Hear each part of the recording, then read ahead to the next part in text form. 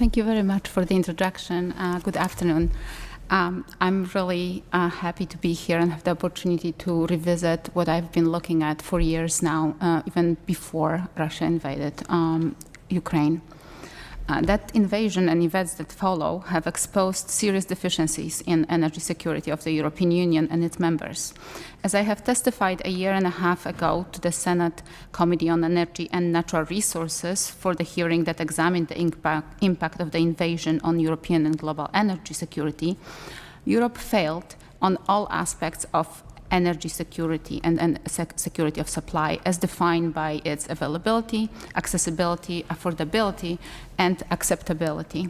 Those deficiencies in energy security were tied directly to EU's overdependence on Russian energy supply and Russia's willingness to use that supply to exert geopolitical pressure. Natural gas has been the most geopolitically sensitive of the fuels due to the need for extensive infrastructure to move its volumes, either via pipelines or as liquefied natural gas through import and export terminals. Russia has known it all too well and has been manipulating supplies to Europe since the winter before the invasion. Ever since, the growth in LNG trade and buildup of LNG infrastructure in Europe has helped in addressing some of the deficiencies.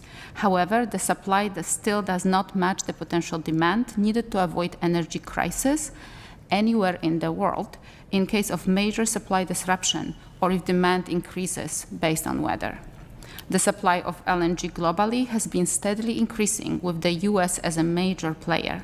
This is important since the US LNG volumes are flexible in terms of destination and that's how they can help balance global markets. With no destination clause, any buyer of US LNG can send the fuel anywhere in the world. Oftentimes, the supply goes to whoever can pay the highest price. Since the Russian invasion on Ukraine, Europe has been usually the highest bidder. High prices of energy in Europe have contributed to increase in energy efficiency and strong development of renewables. However, high prices have also contributed to inflationary pressure and decrease in industrial activity and investment. The latter is particularly true for hard-to-abate sectors, such as steel, cement, and glass manufacturing, or fertilizer industry, where natural gas is used. Renewable power has been often seen as more secure in terms of supply, given that it's generated domestically. However, because of its intermittent nature, it cannot yet support the energy system in the same way that traditional energy generation or electricity generation does.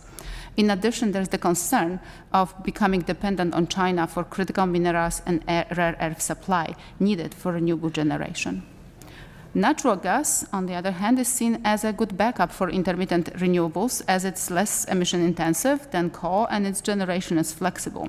It can be switched on and off relatively quickly to assist the grid.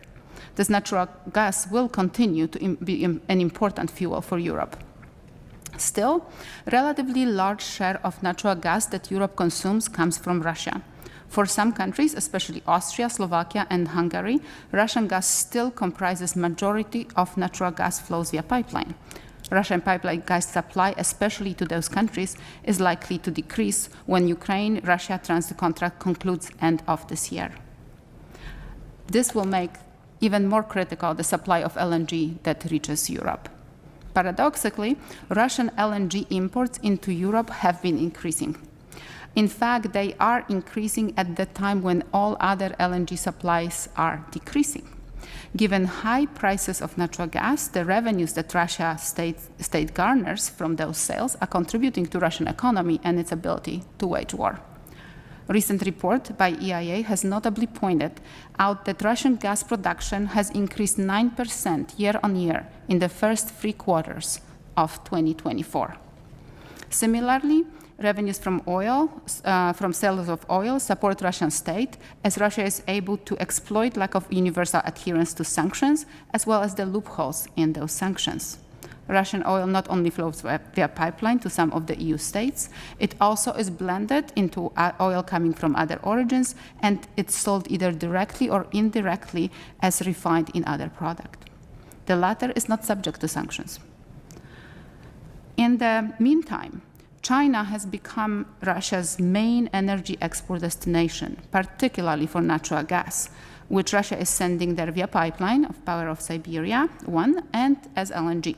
With lack of other markets, Russia is becoming dependent on China as a demand center.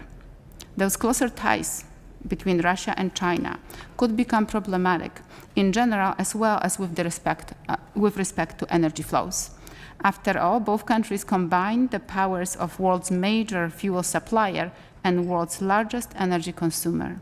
This creates potential for geopolitical interference. Thank you.